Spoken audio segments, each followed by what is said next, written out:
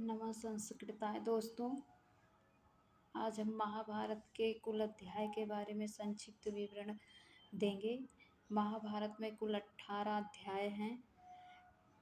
आदि पर्व, सभा पर्व, वन पर्व जिसे वीरता पर्व भी बोलते हैं, उद्योग पर्व, भीष्म पर्व, द्रोण पर्व, अश्वमेधिक पर्व, महाप्रस्थानिक पर्व, सौप्तिक पर्व, स्त्री पर्व, शांति पर्व, अनुशासन पर्व, मौसल पर्व, कर्ण पर्व, शल्य पर्व, स्वर्गारोहण पर्व, आश्रम वासिक पर्व। अब इसके बारे में थोड़ा संक्षिप्त एक एक पर्वों के बारे में थोड़ा संक्षिप्त परिचय देना चाहते हैं। जैसे है कि आदि पर्व। आदि पर्व में 19 उप पर्व हैं, जिसमें 7190 श्लोक होते हैं। सभा पर्व। इस पर्व में कौरव और पांडव के बीच जो पाशे का खेल हुआ था उसी के बारे में विस्तार से बताया गया है। दुर्योधन धृतराष्ट्र का ज्येष्ठ पुत्र था और उसे अपनी सत्ता छीन जाने का डर था। उसने अपने मामा शकुनी से सलाह ली थी और पांडवों को पाशे के खेल के लिए आमंत्रित किया। पांडवों की ओर से युधिष्ठिर ने यह खेल खेला और शकुनी ने पांडवों को धोखे से हरा दिया। युधिष्ठिर ने इस खेल में खुद को, अपने भाइयों को और द्रौपदी को भी दांव पर लगा दिया। कौरवों की जीत के बाद द्रौपदी को घसीटकर सभा में बुलवाया और भरी सभा में उनके चीरहरण करने की कोशिश तक की गई। यह सब देखकर भीम ने दुशासन की छाती चीरकर उसका रक्तपात करने की प्रतिज्ञा ली। खेल फिर से खेला गया और इस बार भी पांडव हार गए, जिसके बदले उन्हें 12 वर्षों का वनवास और 1 वर्ष का अज्ञातवास दिया गया। सभा पर्व में इस सभी विषयों का वर्णन किया गया है। वन पर्व में पांचों पांडव और द्रौपदी ने कामाख्या अरण्य की ओर प्रस्थान किया। इस अध्याय में पांडवों ने जो समय अरण्य अर्थात जंगल में बिताया है उसी के बारे में बताया गया है वन पर्व में। आगे चौथे अध्याय को विराट पर्व या वीरता का पर्व भी कहा जाता है। वीरता का पर्व। और इस पर्व या अध्याय में पांडवों को 13वें वर्ष अपनी पत्नी अर्थात जिसमें कि 12 वर्ष का वनवास और 1 वर्ष का अज्ञातवास का मतलब है कि जहाँ पे किसी को ज्ञात ना हो, कि मतलब कोई भी परिचय या पहचान हो। तो इस अध्याय में वही विराट पर्व में वीरता पर्व अर्थात जो विराट पर्व है इसे वीरता पर्व के नाम से जानते हैं। इस अध्याय में पांचों पांडवों को 13वें वर्ष अपनी पत्नी द्रौपदी के साथ अपनी पहचान को छिपाकर रहना था। इस दौरान सभी पांडव और द्रौपदी वेश बदलकर विराट नगर में रह रहे थे।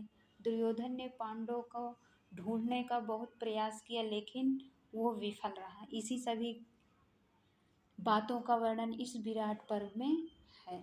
आगे उद्योग पर्व है। 13 वर्षों के बाद पांडव वापस हस्तिनापुर लौटे और उन्होंने अपना अधिकार मांगा तो दुर्योधन ने उन्हें साफ मना कर दिया। इस पर्व में इसी के बारे में बताया गया है। आगे भीष्म पर्व। कौरवों और पांडवों के बीच युद्ध छिड़ चुका था और भीष्म ने कौरवों की ओर कमान संभाली। युद्ध के 10वें दिन भीष्म तीरों की सैया पर लेटे थे। आगे है द्रोण पर्व। द्रोण पर्व में भीष्म के बाद गुरु द्रोण ने युद्ध की कमान संभाली अर्थात जब भीष्म पितामह की युद्ध करते हुए भीष्म तीरों की सैया पर लेट गए तो उसके बाद में द्रोण पर्व। और इस द्रोण पर्व में भीष्म के बाद गुरु द्रोण ने युद्ध की कमान संभाली। युद्ध के 13वें दिन उनकी मृत्यु हो गई। 8वें अध्याय कर्ण पर्व है। कर्ण पर्व में गुरु द्रोण के बाद कर्ण ने युद्ध की कमान संभाली हुई थी और कर्ण 17वें दिन अर्थात जब वो युद्ध की कमान संभाली तो 17वें दिन कर्ण की मृत्यु हो गई। कर्ण कुंती के पहले पुत्र और पांडव के ज्येष्ठ भाई थे। आगे है 9वां। जब कर्ण की मृत्यु के बाद शल्य पर्व आता है। 9वां पर्व शल्य पर्व है। तो कर्ण के बाद शल्य ने युद्ध की कमान संभाली। 18वें दिन शल्य की मृत्यु हुई। उसके बाद दुर्योधन और भीम की लड़ाई हुई, जिसमें दुर्योधन की मृत्यु हो गई। आगे 10वां है सौप्तिक पर्व।